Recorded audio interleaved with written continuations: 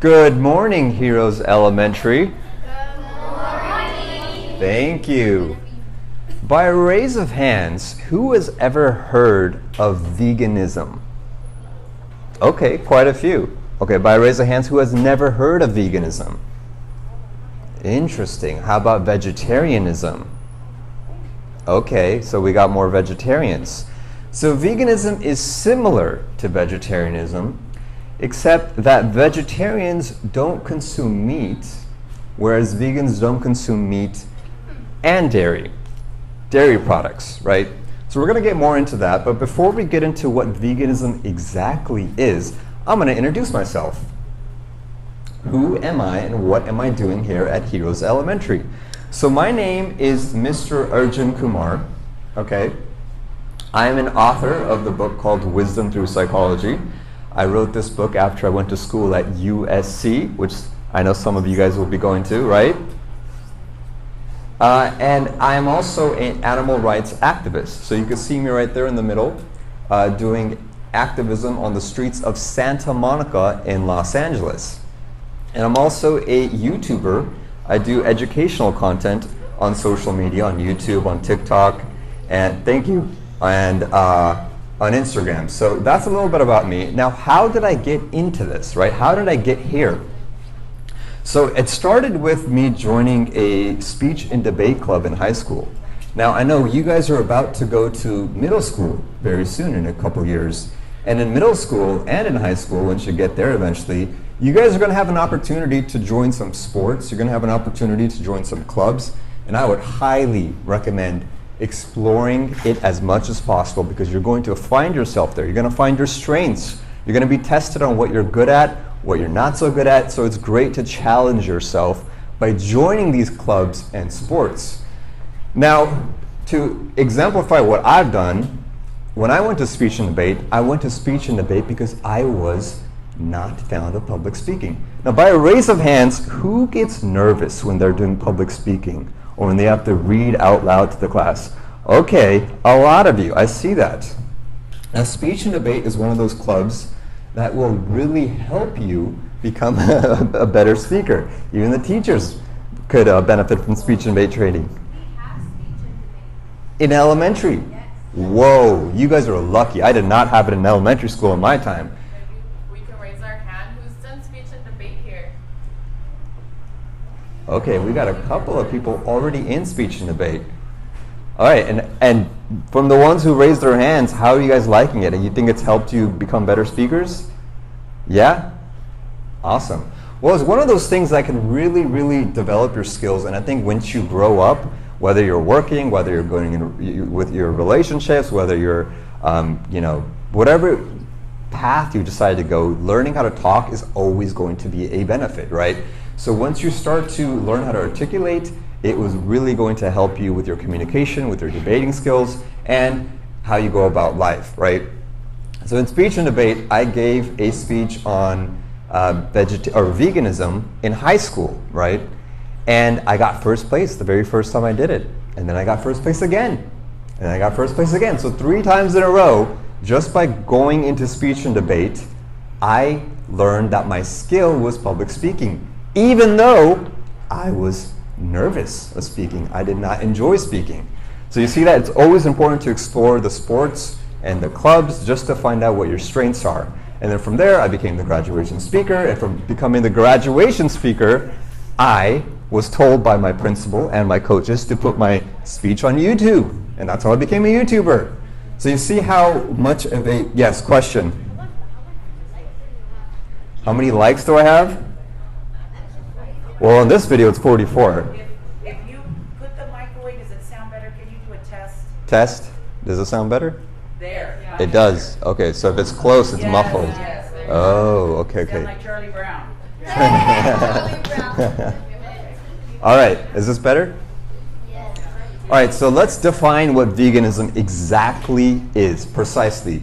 Veganism is a philosophy and way of living which seeks to exclude, as far as possible and practical, all forms of exploitation of and cruelty to animals for food, for clothing, and for any other purpose, and by extension promotes the development of and use of animal-free alternatives for the benefit of animals, humans, and the environment, right?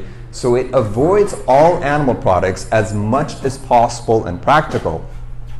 Now, the reason it says as much as possible and practical is because we live in a non-vegan society, a non-vegan system.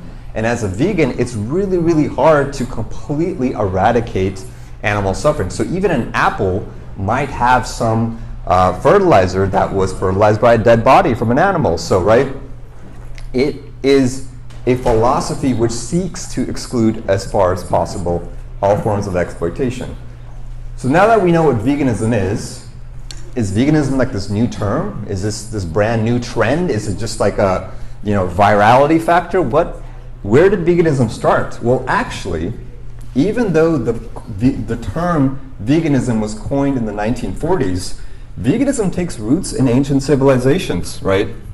So there's a lot of ancient civilizations that encouraged a form of veganism of their time, which was essentially abstaining from animal products, abstaining from animal cruelty, right? We look at ancient Indian civilizations, the ancient Greek civilization, Jain civilizations, Buddhist and Egyptian civilizations all encouraged some form of abstaining away from animal products. Does anybody know what abstain means? Vocab term.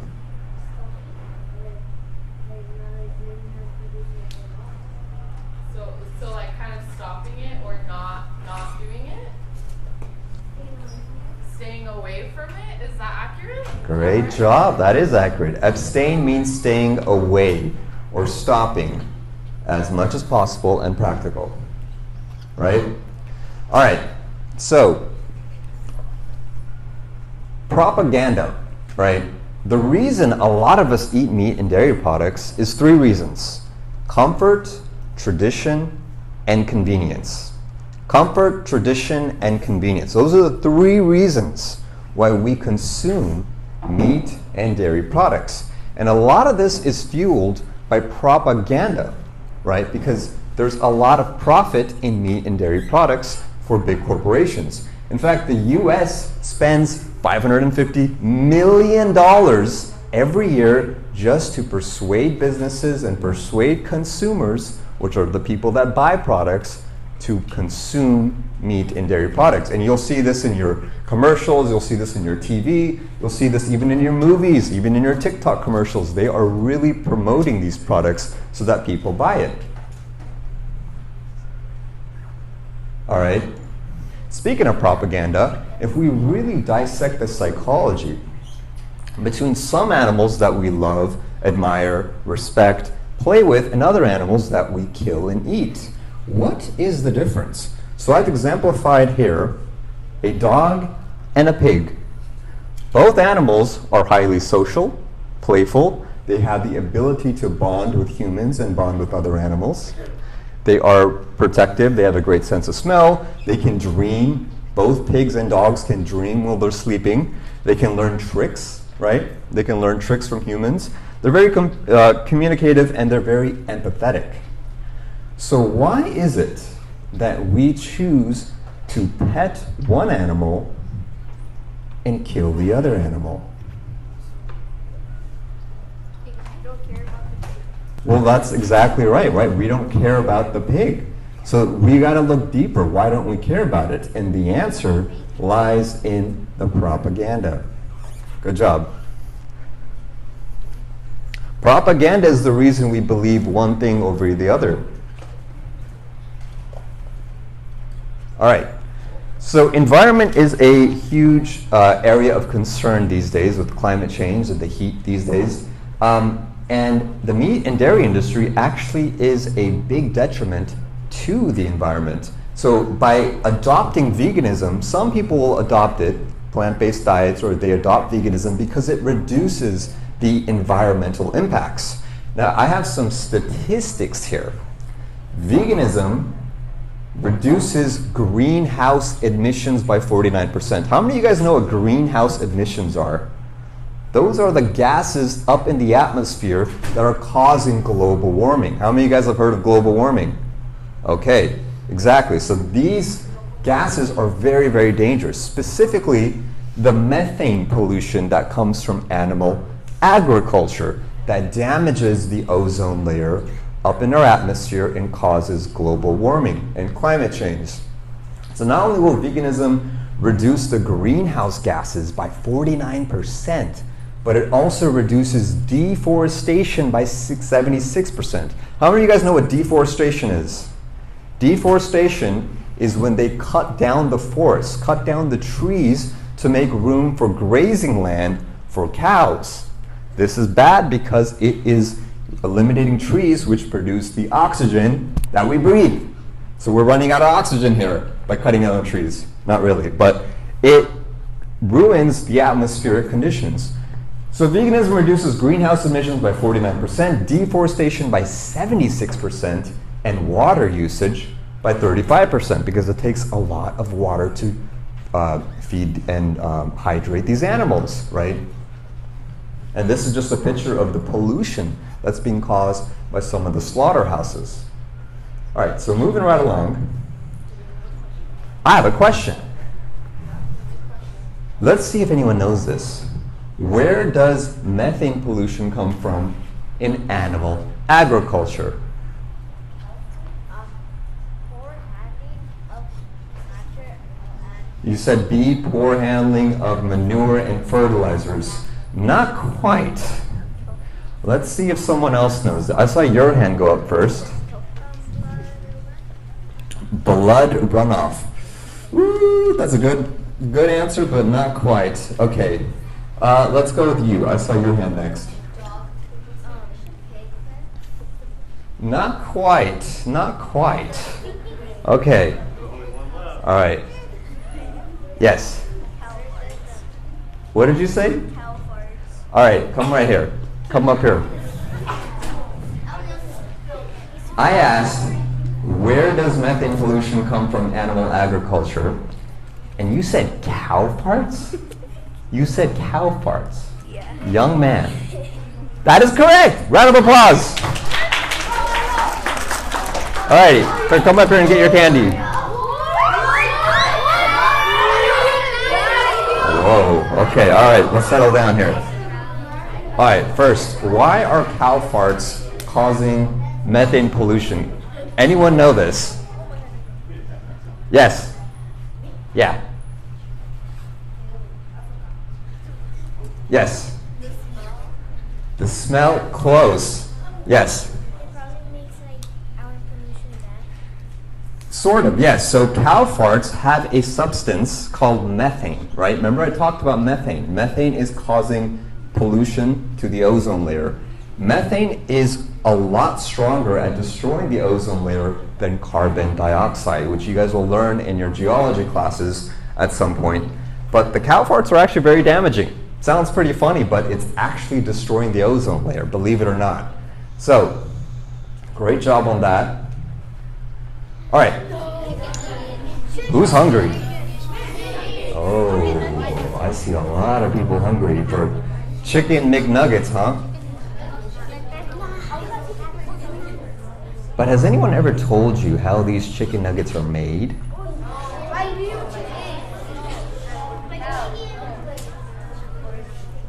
Yes? Yes, by chickens. That is correct. All right, let's go on to the next slide. So,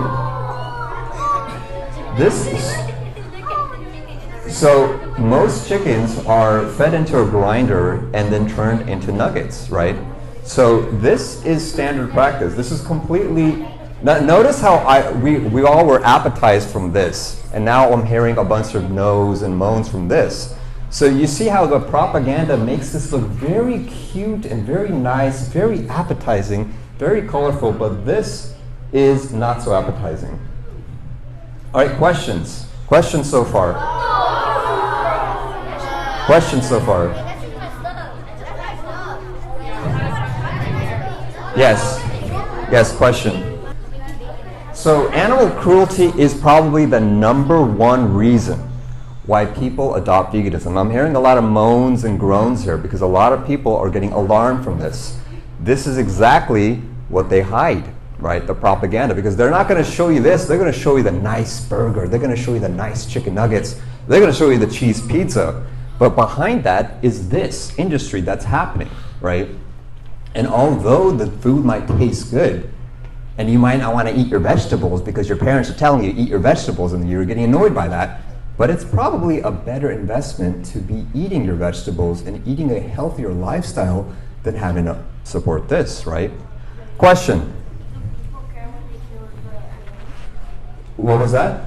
Do people care when they kill the animals? That's a good question. Do people care when they're actually killing these animals? That's a great question. And the answer, sometimes they don't. Now the reason for that is because they have to kill hundreds and hundreds of animals a day.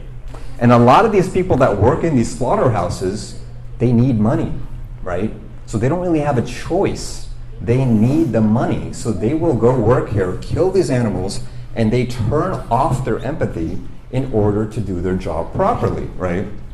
Because if they did care about the animals, then they're gonna cry. They're gonna have a hard time doing their job. And they gotta do it for 8 hours a day, every single day, just to feed their families. But the reason they only do it is not because they enjoy it.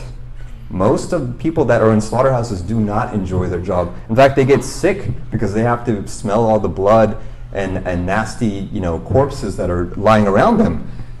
But they do it because they know there's a demand for it. So the more we buy these products, the more we buy these unhealthy meat and dairy products, the more they realize that people want to eat them, so someone has to do the job, right? So good question. Now the interesting thing is this is all legal, right? So when they kill animals, when they kill them for food, it's completely legal. The government knows about it. They all keep it behind closed doors, but it's completely legal. In fact, they have terms for it, like thumping, right? Piglets that don't grow fast enough, they call them the runts, are picked up from their hind legs and they are swung and bashed until they are dead because it's cheaper to kill them that way than to do it a quick way, right? So this is an example of what happens in a slaughterhouse, completely legal. There's investigations into it, but this is what happens. And because they're already going to die for bacon, right, for your Lunchables that you eat, it's already, yeah, Lunchables, they have bacon in it, right? You can make the crackers with the cheese, those little slips. Question? Sorry? Ham, yeah, that's correct. Okay, so moving on. So that's animal cruelty. Now let's talk about psychology. This is where, yes, question, all the way in the back. Do they do little pigs or big pigs? Say that one more time. Do they do little pigs or big pigs? Both. Both. They kill all the animals in a slaughterhouse, right? All of them. They're all going to die because we want to eat them for meat. What about meat? This is how the system works. So they kill the small ones that don't grow fast enough, and the big ones that do grow fast enough, they get them fat. They keep feeding those pigs so that we can have more meat that comes out of them. These animals are seen as products, right? Now, when you guys were in first grade and you guys learned about nouns, who can tell me what a noun is? Yes. Correct. A noun is a person, place, or thing. Now, what would an animal be categorized as? A person, place, or thing? Yes. Exactly. A thing. In our own language, we have reduced animals to things. They're not people. They don't get to be individuals. They don't get to have feelings. They're just things. They're objects, right? And if you think about it, what is an animal? It's an object. We humans have decided that animals are objects. They're sandwiches, they're pieces of clothing like leather. Leather is the skin of a cow. We've called that just a thing. They're shoes, right? We make shoes out of animals sometimes. Couches can be made out of animals. So we've created a language in which animals are just things, right? But inherently, when I showed you guys those images of the pigs on the floor dying, we weren't happy about it because we like to close off all of the animal cruelty that's going on and only focus on what we decorate the food as, right? So we can kill the animals and then decorate the corpses of these animals so that it looks appetizing. But it all roots in our language. We categorize animals as things, and that's why the system, the government, the corporations are going to treat them as things unless the consumers, which is the people that buy the products and eat the products, reject it and go for healthier alternative options, right? So let's talk about the psychology real quick. What is the meat paradox? The meat paradox is where one cares for and yet harms other animals. This is a type of cognitive dissonance, right? So a lot of us will have this, right, where we care about animals, we don't want to hurt them, we would never kill an animal. Why would we do that? That's horrible. But we're going to eat the animal because it tastes good. But then when someone questions why are we eating the animal when it's bad, it creates tension in our brain. It creates a moral inconsistency because our actions do not align with our beliefs, right? Most of us will believe that killing an animal is horrible. Horrible. It's animal cruelty. But most of us will eat it and completely try to ignore the fact that we are taking part in killing the animal because we're paying someone else to do it, just like you would pay a hitman to do it. So that's the meat paradox. It's a cognitive dissonance, right? And the second thing I want to talk about here is evolutionary psychology. Now, most human beings, we want to avoid killing, right? Most of us will avoid killing unless it's taught to us by a tradition, taught to us by a culture. But inherently, when we are born, we don't have the capabilities of wanting to kill an animal that's not harming us. Now, it'd be different if it's like a lion trying to attack you, right? Say that we're going out for a walk and a bobcat comes and attacks you. I'm not going to be like, oh, I'm vegan, I can't do anything. That animal's attacking you, whatever. No, you have the right to defend yourself against predators, but animals that aren't harming you, you probably don't want to harm them either, right? This is a very basic mutual understanding of respect. And to prove it to you, there's a thing called the carnivore test. The carnivore test. What is the carnivore test? So if you have a baby,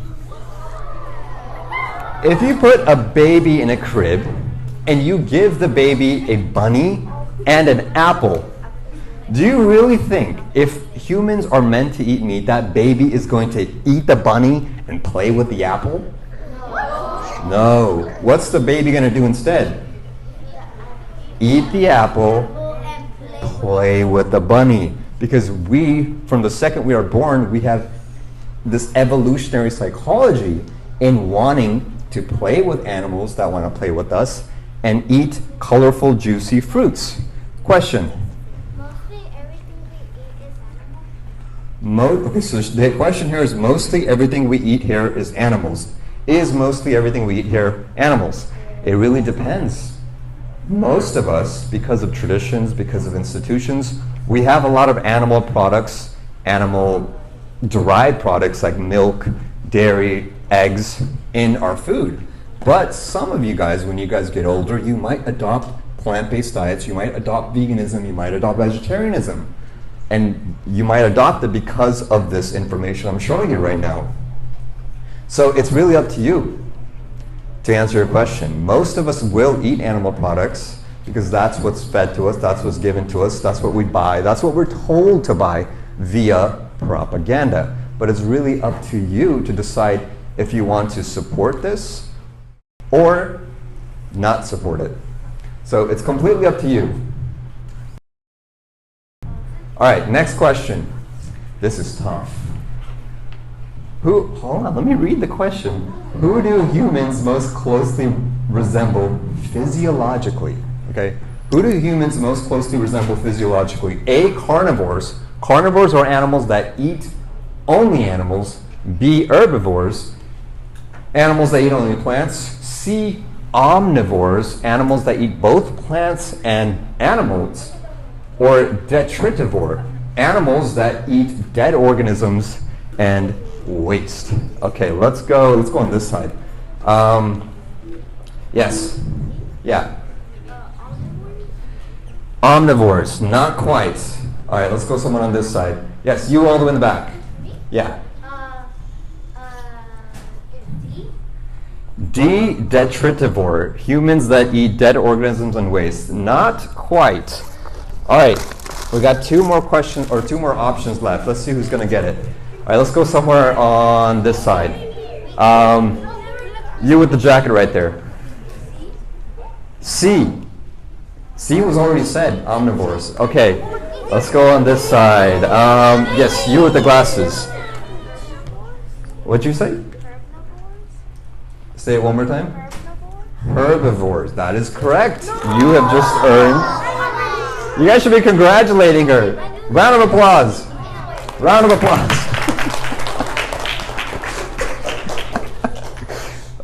Yes, that is correct. Herbivores. Now, you guys may have. How many of you, by a raise of hands, have heard that humans are designed to eat animals and plants? A lot of you guys, right? But now look at this. I just told you guys that humans are designed to be herbivores. What's going on here? Well, let's get to the mystery. Let's get down to the mystery. So, I know this chart looks a little boring, but physiologically, human beings are plant eaters.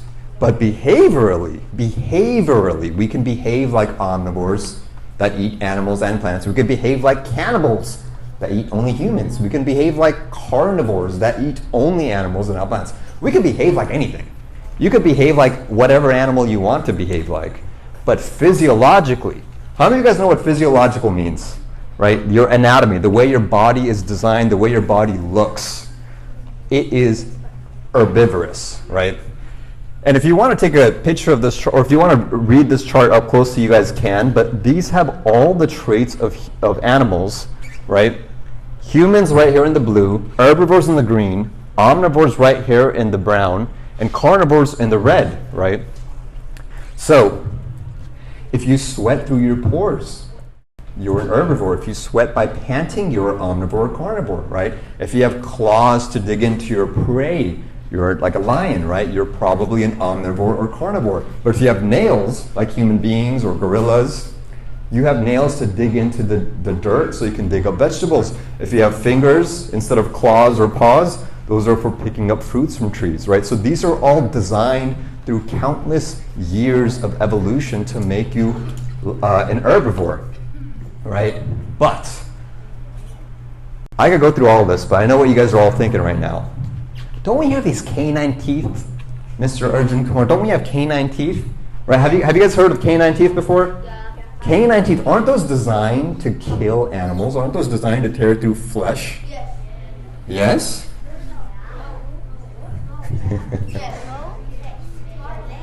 So,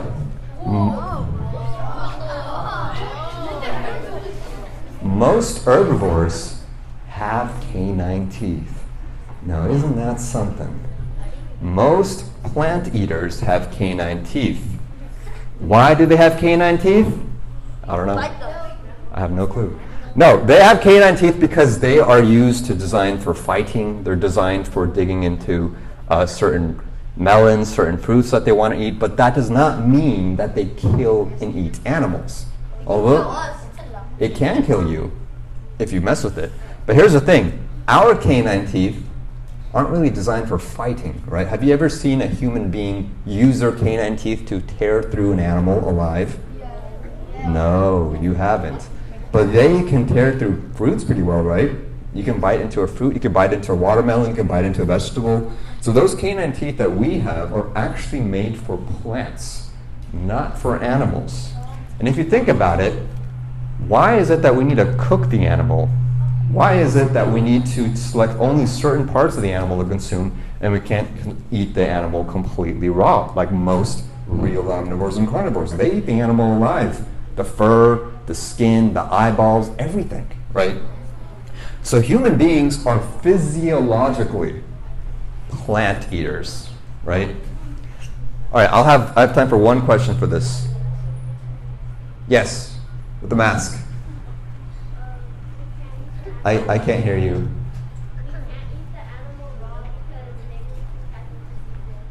True. You can't eat the animal raw because you might catch diseases. That is correct. Great job. And here's another question.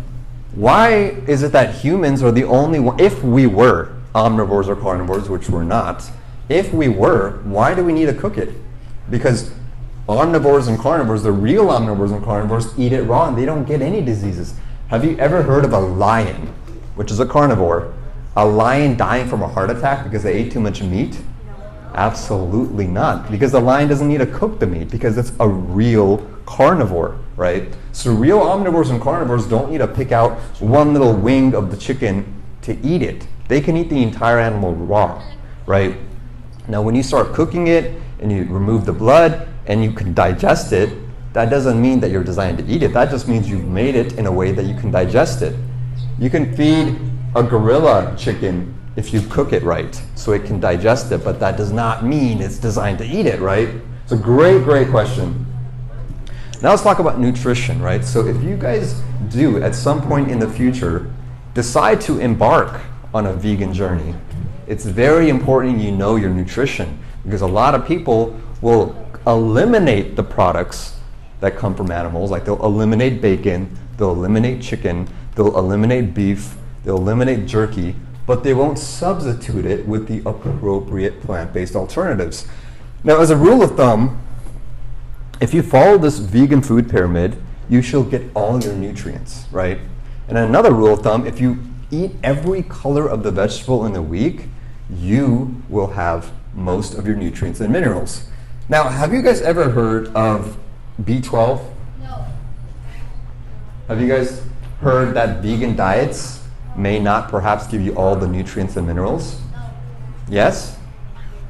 So here's something to think of. Sometimes people do think that if you go plant-based or if you go vegan, you might not get enough protein. You might not get enough minerals. You might not get vitamin B12. You might not get your iron. You might not get whatever nutrient that comes from animal products. But let's think about this logically. If there are certain minerals and nutrients that come from animals, where are those animals getting it from? Where do animals get all their nutrients and protein from? Yes, you over there. Yeah, from what they eat. And what do those animals eat?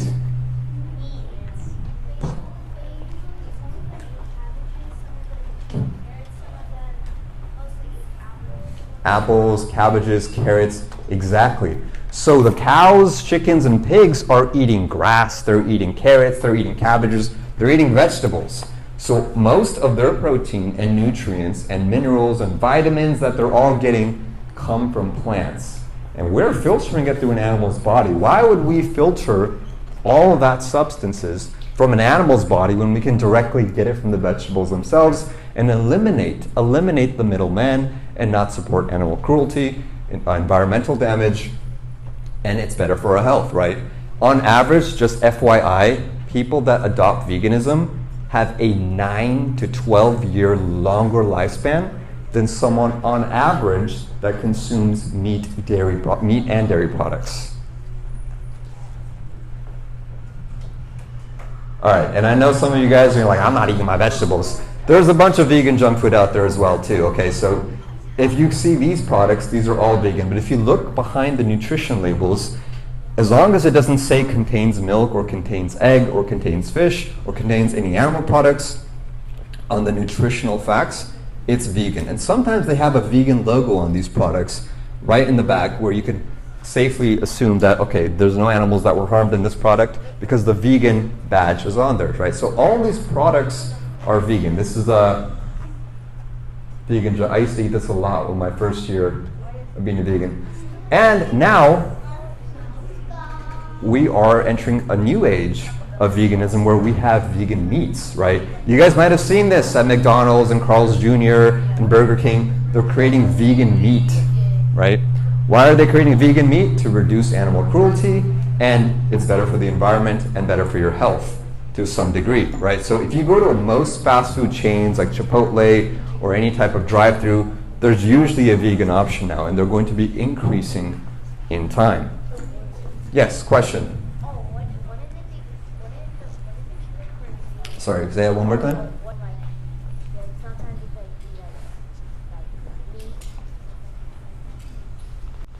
Well, see, this is an interesting thing. What is normal food? How do we define normal food? Is normal food just what everyone's eating around you?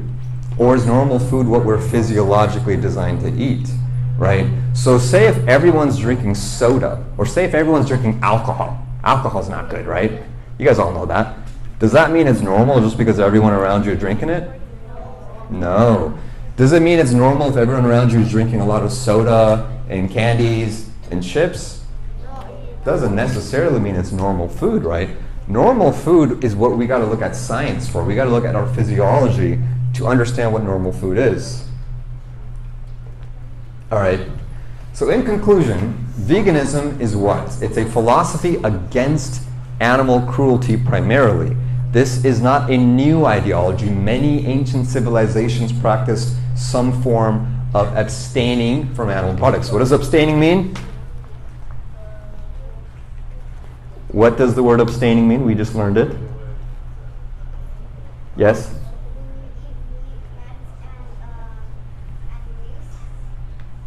Not quite. Yes? Exactly. When you stay away from something. Abstaining means when you remove a certain substance away from your diet. All right, so it's against animal cruelty, and in addition to adopting veganism against animal cruelty, you have a better impact on the environment around you, which your future kids are going to be living on one day, and it's a lot better for your health, right? And if you guys do want to explore more about this, there's a bunch of documentaries out there on Netflix and YouTube. Dominion is for free on YouTube. It's about the ethics. What the Health is about the health benefits that come from plant-based diets. Cowspiracy talks about the environmental damage and how by adopting plant-based foods, we can have a much, much better and cleaner world in the future. The Game Changers is one of my favorites. That talks about how if you're an athlete, right? So if you go into sports, some of the top athletes are using plant-based diets to optimize their energy and performance in certain sports. Okay, then we have Forks Over Knives, which talks about the ethics in food. This documentary, Peaceful Kingdom, is whatever. But now, we're going to open it up to some questions and answers. So, I have one more Sour Patch Kid in here, and we're going to keep giving you guys tickets. But listen. Whoever asks the best question at the end of this Q&A is going to get that Sour Patch. And I'm going to let the principal decide that, okay? So, we're going to start some Q&A right now. Alrighty, yes, question. What is Q&A? Q&A means questions and answers. So this is at the end of the presentation where we're going to have an opportunity for you guys to ask as many questions as you want, and I'm going to give as many answers as I can before the bell rings. Okay. Next question. Yes? Do you like pozole? Do I like what? I have no idea what that is. It's Mexican food. It's like a Mexican soup. It's like a soup? Yes. I mean, if there's like a vegan version of it, I'm sure I would be open to try it. Yes? Is it bad to eat a lot of meat? Well, technically, according to this presentation, it would be bad for your health, it would be bad for animals, and it would be bad for the environment, right? Yes? Do you usually eat a lot of vegan? Me? Yes. So fun fact, I've been vegan for 9 years. 9 years? 9 years, and I'm still alive. But here's the interesting thing. I used to eat meat. I used to eat bacon, Lunchables. I used to eat a lot of fast food. I used to eat beef, chicken, everything. I used to eat all that. So I adopted veganism 9 years ago, and it's completely changed my life, and it's made me feel a lot healthier, right? All right, let's take someone on this side. Yes? Is the ozone layer a layer that keeps us safe from the sun? Wow, I'm surprised you know this. Very good, very good. So he asked, is the ozone layer a layer in the atmosphere that protects us from the sun's radiations? That is correct. The ozone layer is comprised of oxygen, and that oxygen protects us from the harmful radiations from the sun, right? And if that ozone layer is not there, then we are going to have problems because the sun's harmful radiation can give us skin cancer, can cause global warming. Oh yeah, it can cause a lot of stuff. But the thing is, it takes a very, very long time for it to heal. So the more we keep damaging the ozone layer, eventually we're going to get to a point in the next 40 years, 50 years, 100 years, that the ozone layer is going to get so damaged, it's going to be causing utter chaos. So that's why a lot of people have these concerns about the environment. Question over there. Yeah, red shirt. How come like we can't eat like meats like raw, even though we can eat fish raw? So the question is, how come we can't eat meat raw, but we can eat fish raw? Okay, that's a good question. So some fish are consumable because they're from the ocean, right? So in the ocean, there's certain filtrations toward the meat. Now, most people will cook the fish. Most people will cook the fish because some fish, if you don't cook it, what's in it? Parasites, there's pollution, there's mercury poisoning. So if you look into it, eating fish raw is actually not healthy either. But some people can do it as long as they think it's okay or if the fish is clean. But either way, eating raw meat is possible, but it's very dangerous. Very, very dangerous. All right. Yes, question over here with the mask.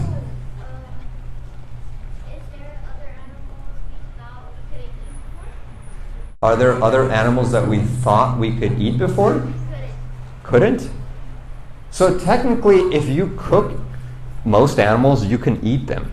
If you cook them, right? But you can cook a human being and eat them. You can cook your own friend and eat them.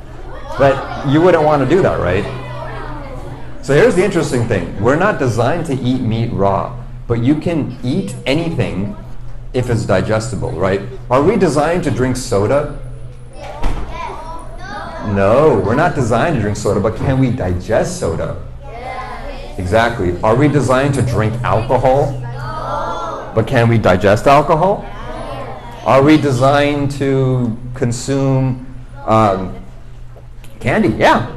We can digest the candy, but are we actually physiologically designed to consume candies? Not really. It's not really made in the forest and made from nature. All right, question right here. Yeah. Where can you get like the vegan stuff? Where can you get the vegan products from? So that's something you might want to ask your parents, right? So vegan products are found everywhere, right? This is stuff that's pretty commercially available, but if you want to get these products, you might want to ask your parents to just, check the labels and make sure the product is vegan, and they can get you stuff like this. Most food that you eat, there's already a vegan alternative out there, right? There's already an alternative out there. You just have to look around at specific grocery stores. Now, if you're talking about produce, if we're talking about healthy plant-based living, all this stuff is accessible, right? You got your oils here, you have your plant-based milk. So how many of you guys have heard of oat milk, almond milk, banana milk? All right, there's way more plant milks than there are animal milks. So you can find these at basically any grocery store you go to. All right, next question. Yes? There's no bell, so that is our time. Okay, all righty. All right, so we are out of time, guys. So we're gonna have, I can't remember who was asking the best questions, but you can give it to whoever. Oh, I don't know. This is hard. But I did hear someone bring up science that they learned. Ah, yes. Round of applause, ladies and gentlemen. Great work. All right, well, that's all the time we have today. So thank you guys so much for being great, active listeners. I think we all learned a little something today. If you guys do want to learn more about it, you can check me out on Instagram, TikTok, and YouTube. That's my handle right here. Thank you so much. Can I get your signature? My signature. Yeah, because I want to subscribe to you. We have a lot of kids that want to be YouTubers. Ah, okay. Yeah, of course. I don't have a pen, but if you could provide me a pen, I can give you your signature. All right. Can we give a round of applause? Thank you very much. So you can all say thank you and then look towards your teacher for directions. My pleasure.